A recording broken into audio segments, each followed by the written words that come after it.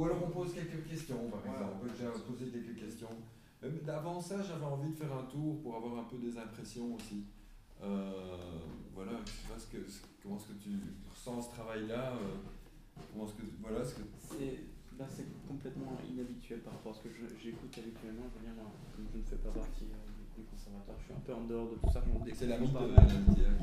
Je découvre pas mal de choses de pareil justement, mais compose aussi en fait. Mais plutôt dans un registre rock metal, donc complètement différent. Mais c'est super intéressant justement l'exploitation de tant de matériel électronique que de matériel brut. C'est vraiment sympa et ça donne pas mal d'idées en fait, très honnêtement. Ça te touche quoi, ça te... Oui, franchement, c'est impressionnant. Et toi, le Théa? Moi, ça me donne envie de travailler avec lui. Ça te donne envie de travailler avec lui? Travailler avec toi, elle a envie de travailler avec toi. Ouais. Tu ne donnes pas des je sais pas, travailler, tu veux dire de vraiment parce que moi aussi, suivre des cours, tu veux dire travailler, ou enfin des workshops ou des... J'ai fait des pièces aussi pour des expositions, mais juste électroniques. Et, pareil pour le théâtre en fait. Et donc la première pièce qu'on a entendue, justement c'est marrant parce que les sons étaient quand même plus ou moins similaires à la dernière que j'ai fait pour le théâtre, mais avec des moyens complètement différents. C'est ça que je trouve chouette. Et je me dis que ce qui est chouette avec ce genre de musique, c'est qu'on peut la voir. C'est intéressant. C'est effectivement pour moi plus une installation au sens strict du terme plutôt qu'un instrument. C'est ça que j'aime bien justement. Et limite, ça fait un peu les deux en un. Plutôt que de faire de la musique pour une exposition, ici on a les deux. On a la beauté et la poésie, c'est vrai, du visuel, mais aussi de ce qu'on entend directement. Et on sait que c'est une seule et même personne avec des collaborations, et c'est ça qui est chouette aussi. Mais voilà, c'est une seule chose qui fait qui touche peut-être plusieurs personnes. Voilà. Toi, Sébastien, il faut tourner la caméra. Moi. Ne fût-ce qu'une impression, un mot, quelque chose. Non, c'est surprenant. Surprenant, oui. Oui, parce que c'est vraiment quelque chose qu'on n'a pas l'habitude d'entendre. Et là, si j'ai envie de voir, c'est au concert, vivre ça réellement. Tu as déjà vécu une expérience comme ça en concert ou jamais? Non, jamais. Non. Ah oui. Et oui, donc pour toi, c'est assez. Ce que tu viens de voir, c'est tout à fait nouveau. Même sur Internet, tu n'avais jamais vu ça, c'est nouveau quoi. Ouais. Tu ne savais pas qu'on avait fait de la musique avec des aspirateurs ou des couteaux, c'est tout à fait nouveau. Ah oui, c'est vrai que nous, à l'époque, au conservatoire, ma génération, on a grandi avec Pierre, avec Jacques Godot et Chris, on avait des univers très mélangés. Mais ici, dans le conservatoire, dans votre classe de composition, il n'y a pas des compositeurs comme Pierre, en fait. Il n'y a pas beaucoup de... Non. Donc nous, c'est vrai, on a grandi avec ça, donc c'est... Moi, j'ai des souvenirs au conservatoire, je trouve que ça vaut la peine d'en parler avec Pierre. Tu avais écrit une pièce qui s'appelait... Attends, je l'ai au bout du... J'allais dire, j'ai au bout de la langue, j'ai oublié. Mais tu avais construit une magnifique installation que tu portais sur toi, avec c'était tous des carillons comme ça. Ah ouais, une espèce de costume. De costume, oui. Et alors, Pierre avait apporté une série de bois de la forêt que tu avais mis de la scène jusque dans les couloirs. C'est un espèce de long chemin de bois de forêt. Et moi, je devais jouer les bois de la forêt, je devais avancer. Donc les gens dans la salle entendaient au loin, on devait avancer jusqu'à se retrouver sur la scène. Et il y avait 3-4 autres personnes qui avaient des carillons et qui devaient avancer sans faire de bruit. Dès le moment où on faisait un son, on devait s'arrêter et avancer. Et donc on voyait les gens arriver lentement sur la scène. Et toi, c'était magnifique, c'était un grand carillon que tu trouvais installé. C'était splendide, quoi. Voilà. Ok. Oui, parce que toi, tu as écrit principalement pour les instruments, on va dire piano, violon, etc. Et ça, quoi, ça te donne envie de... En tout cas, aller dans la même direction, je ne pense pas, mais vraiment découvrir et que ça fasse partie de mon expérience, oui, clairement. Et toi, comment est-ce que tu vis la chose?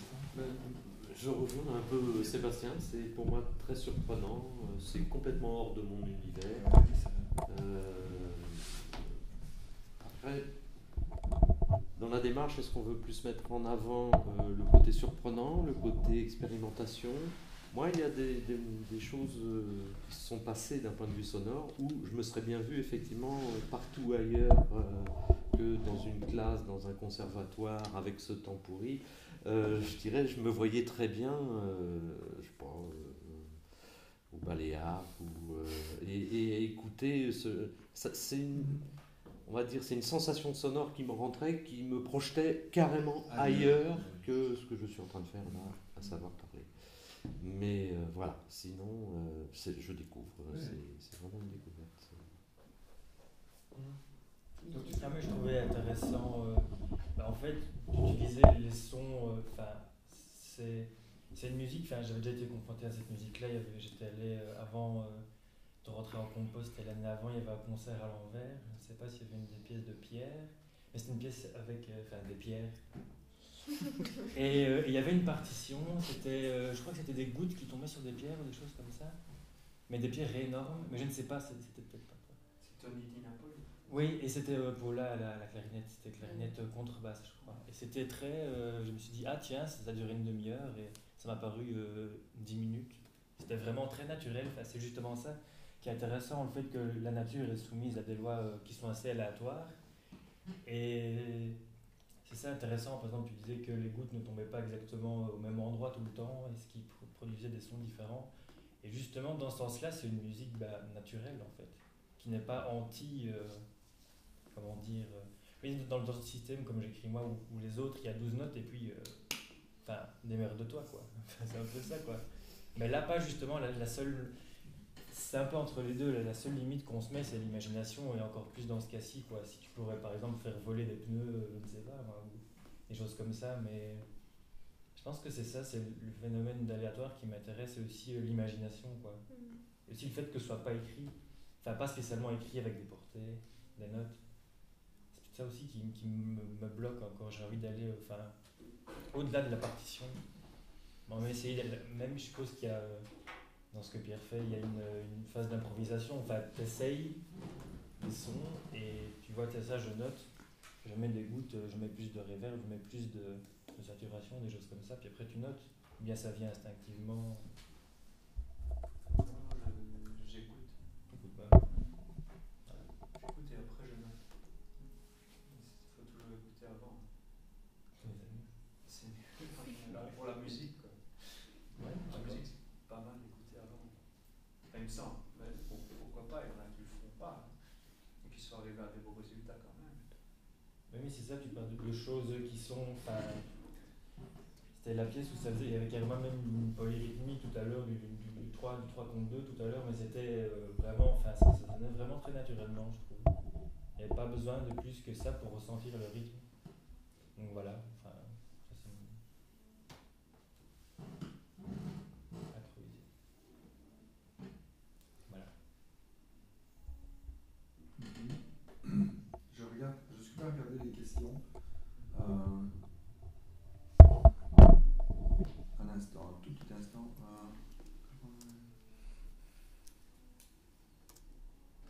Voilà, il y a une série de questions qu'on avait élaborées ensemble. On s'est vus tous un matin, on a tous écrit 2 questions et puis on a tout mis ensemble. J'ai envie de commencer par des questions toutes personnelles en fait. Qui ou qu'est-ce qui vous a donné envie de faire de la musique? C'est depuis que je suis petit, ça je ne sais pas. Je crois que c'est comme tous les enfants, ils aiment bien chipoter avec des sons et moi j'ai continué. Ok. Quel rôle jouez-vous dans la musique de demain? Je sais pas. Voilà, si tu sais pas, Je suis aujourd'hui. Ah oui, quand? Je suis aujourd'hui, Ah je oui, sais oui. pas. Même dans la musique d'aujourd'hui, je ne sais pas ce que je joue comme rôle. Je ne sais pas. Ok. Et c'est des questions que vous avez faites pour tout le monde. Pour tout le monde, ah oui. Questionnaire. Oui. Vous n'avez pas préparé des questions spécifiques pour moi? Non, c'est-à-dire qu'avec les 2 autres invités, on avait pris le temps le matin de choisir les questions qu'on pensait bien pour tel ou tel invité. Et ce matin, on n'a pas eu le temps. Parce qu'il y avait des intempéries, donc on est tous arrivés un peu plus tard. Ça ne te dérange pas, c'est vraiment, même si tu dis je passe, mais... Oui, non, bien entendu. En tant que compositeur, privilégiez-vous l'originalité ou le plaisir personnel?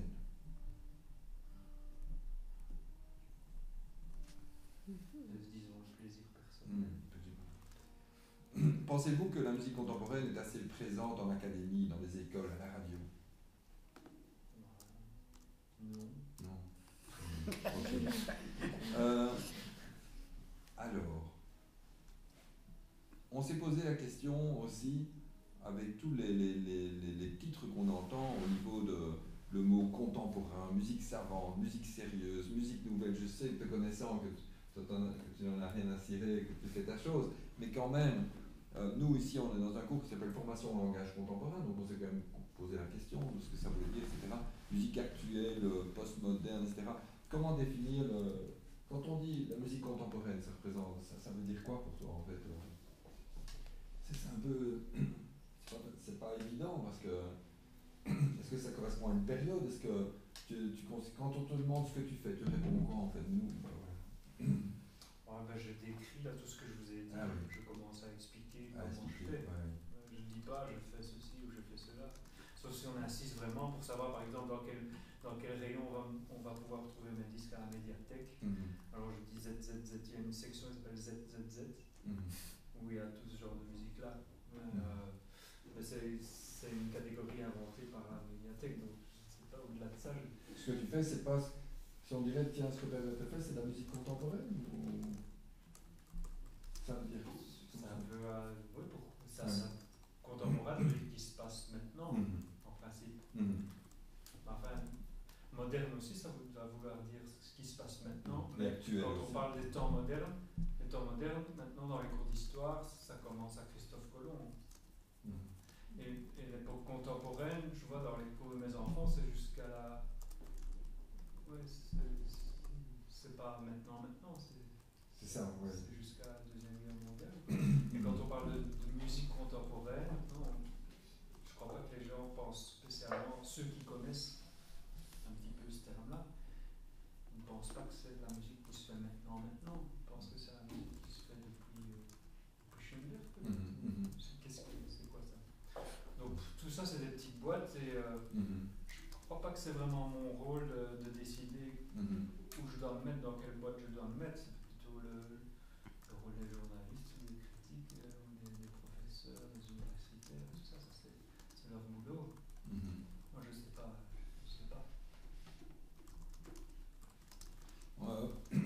On a une tendance parfois à dire, comme compositeur, etc., tout a été fait, tout a déjà été fait. Qu'est-ce que tu penses par rapport à ça? Bon, c'est peut-être vrai, mais c'est plein de raisons pour pas le refaire.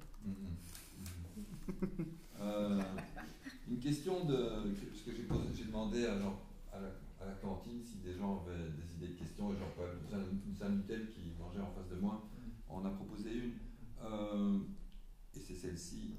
Contemporain fait référence à des maîtres parfois, mais comment... Ah non, attends un instant.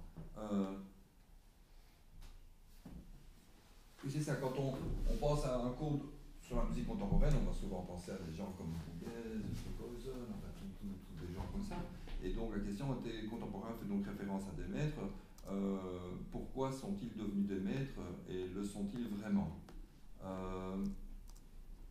De quoi est fait le langage contemporain? De quelle matière? De quelle cellule? De quel élément? De quelle énergie?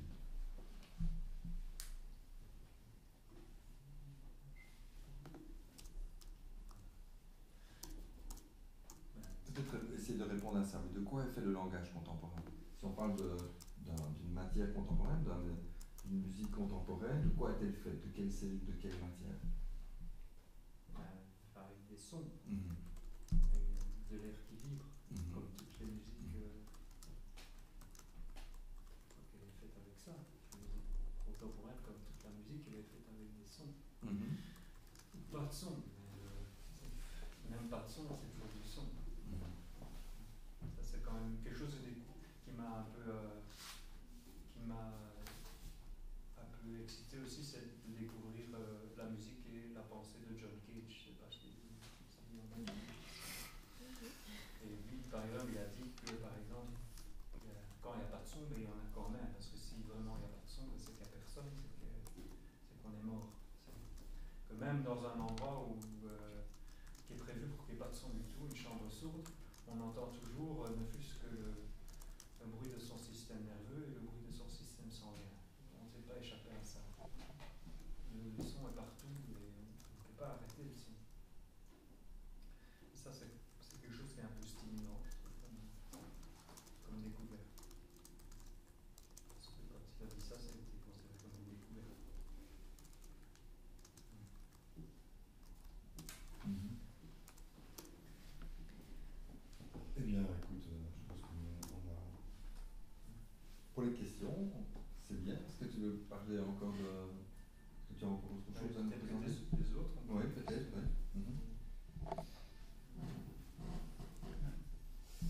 vous êtes dirigé vers ce type de composition, pas simplement des instruments dits classiques, entre guillemets, ou choses comme ça? Pourquoi ce type d'installation?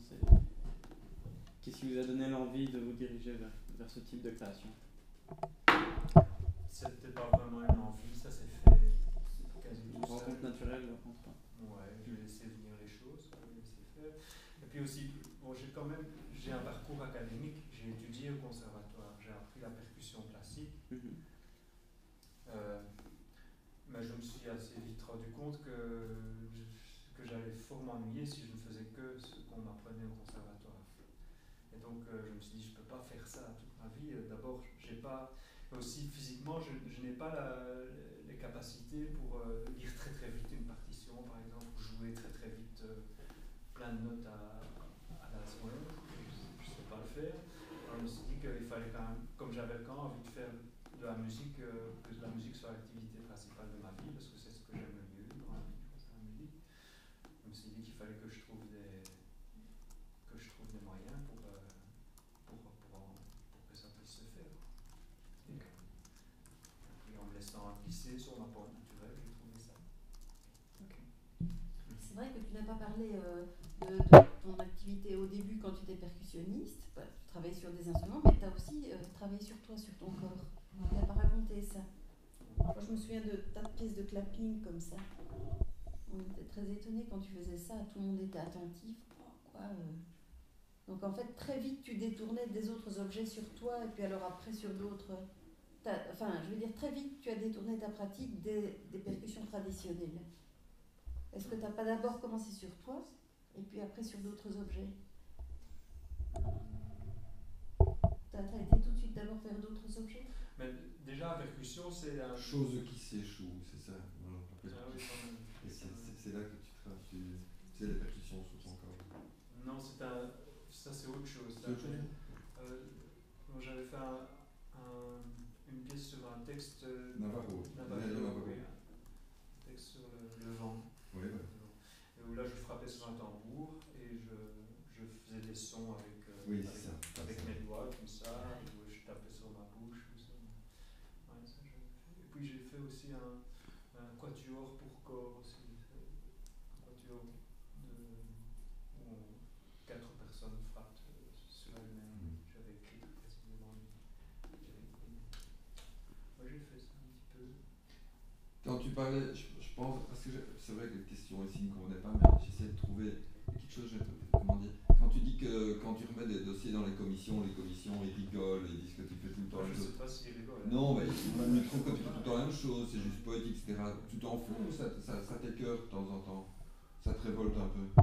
Non, je m'en fous, mais le problème c'est qu'alors ils ne me donnent pas de sous. Oui, mais d'un point de vue de société, de se dire que ces commissions favorisent tel courant et pas tel autre, ça t'égale aussi ou tu laisses aller complètement quoi? Ah oui, ok. Non, moi ça me révolte, ça c'est une question de nature.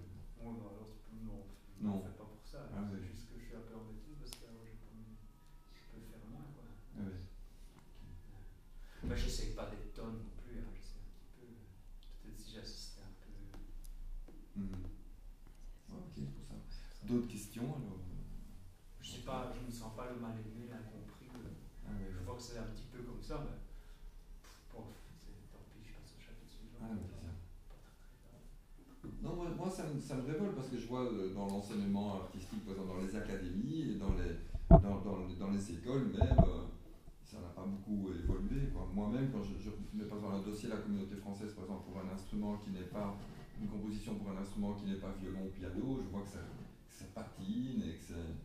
Moi, c'est peut-être j'aime bien écrire pour les instruments coréens. Quand j'écris pour le gayagum, après on m'a dit il nous casse les pieds avec son gayagum, quoi. Même le mot gayagum, je sens que ça leur chauffe les oreilles. Dans du piano, violon, tu vois, tout continue quand même dans un sens. Quand on voit tout ce que tu proposes, on voit dans les écoles, on pourrait dire, ou dans les académies, on est vraiment un département, pas seulement piano, violon, mais aussi apprentissage, etc.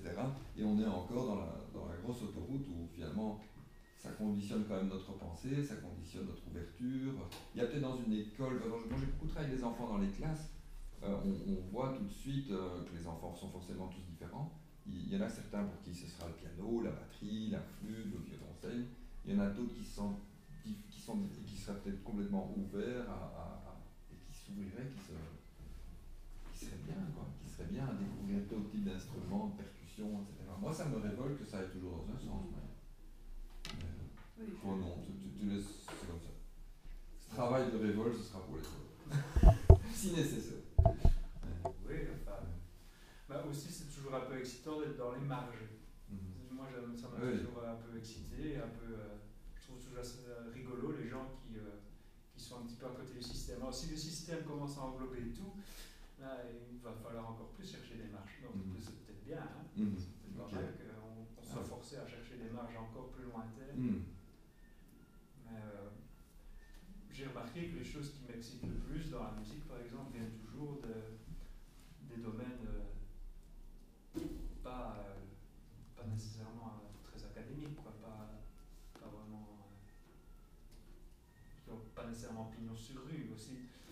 Je trouve ça amusant de chercher aussi, de chercher des musiques qui ne sont pas fort écoutées, qui sont pas. Je trouve ça excitant de chercher ça. Parce que bon, il y a des tas de gens peut-être pour qui ça paraît nouveau et surprenant ce que je fais, c'est très bien, mais moi je le sais bien que ça existe. Il y a des tas de gens qui font ce genre de choses, vraiment beaucoup. Maintenant, surtout avec Internet, vous pouvez en trouver, il y en a à la pelle. Et depuis, en fait, ça existe depuis la nuit des temps, je crois. Maintenant, on le sait un petit peu mieux, mais même il n'y a pas besoin de retourner jusqu'à la nuit des temps pour trouver des gens qui suivaient un peu le même genre de chemin que moi, et donc je me suis inspiré, même dans les années 50, il y a toute une kyrielle. Oui, je pense à ma sœur aussi, je passe un peu du coq à l'âne, mais qui est infirmière. À chaque fois qu'elle va elle habite à Gendron-Celle, près de Dinan, et quand elle va il y a une petite auberge là, avec un ancien chemin de fer, elle a trouvé un endroit qui est une grotte où quand il pleut, il y a un goutte à goutte, et quand il fait sec, il ne pleut plus, ça continue à couler, et elle s'arrête toujours. Elle dit, une fois elle m'a invité à venir écouter, écoute, quel beau concert. Donc les vols, je veux dire, ça existe depuis la nuit des temps, même quand l'homme n'a pas d'accès direct, c'est la nature quand même. Votre prochaine création portera sur des nouveautés ou encore du remaniement de ce que vous avez mis en place jusqu'à maintenant? Oui, c'est remanié.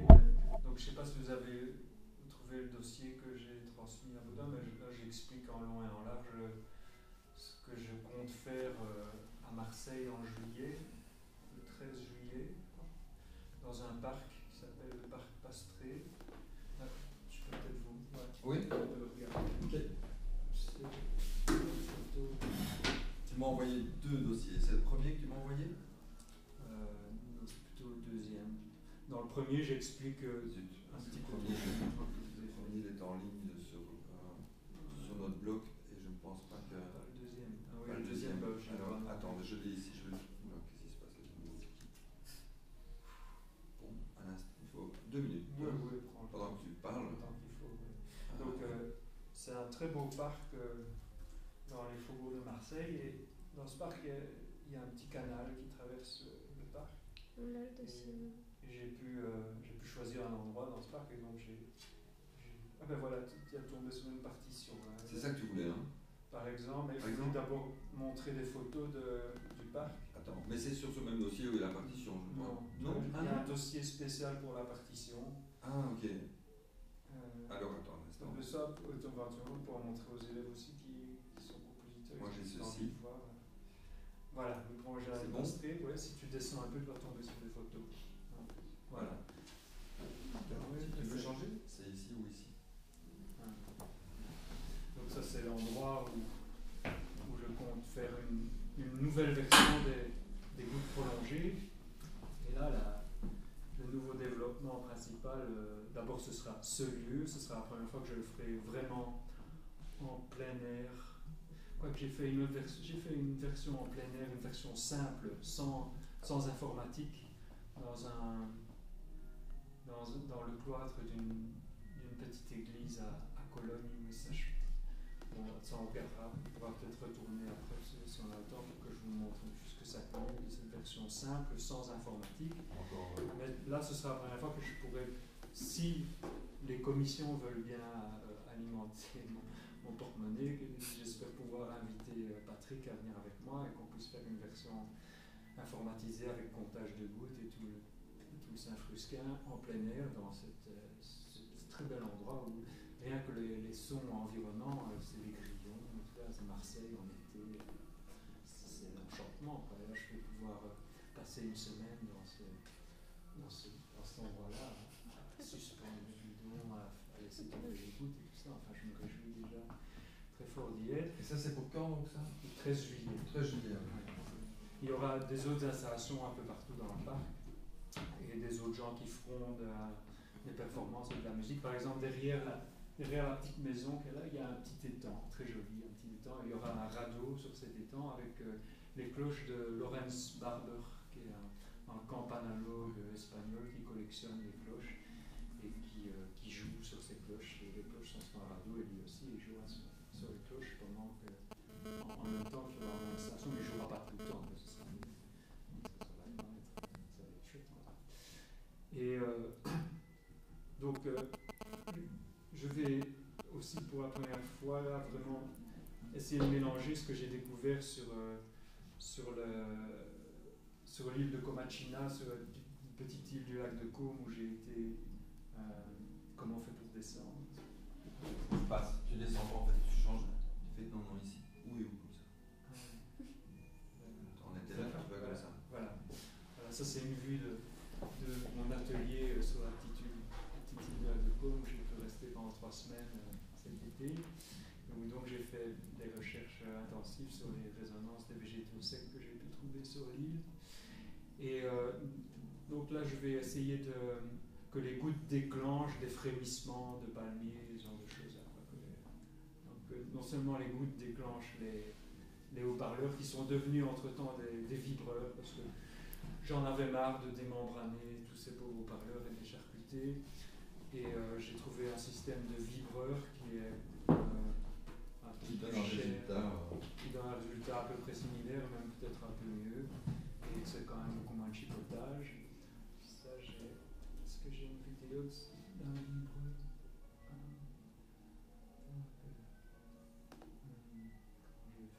Si je clique là-dessus, ça va le faire.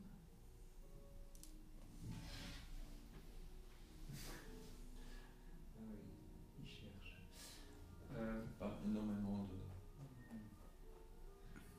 comment dire, connexion. Pas beaucoup de connexion. Moi, je suis ailleurs aussi, cette vidéo-là. Enfin, non.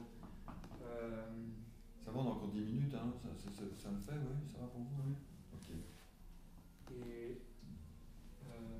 Et donc, les différentes performances que je vais avoir d'ici là, je vais jouer chez Recyclard à Bruxelles le 20 février. Là, je ne sais pas s'il y a des gens qui sont à Bruxelles ou qu'ils sont les bienvenus. Où là, je vais utiliser les feuilles de palmier mélangées avec les gouttes aussi. Progressivement, je vais franchir des petites étapes comme ça qui vont m'amener à ça. Bon, là, je me suis trompé de lien sans doute. Bon.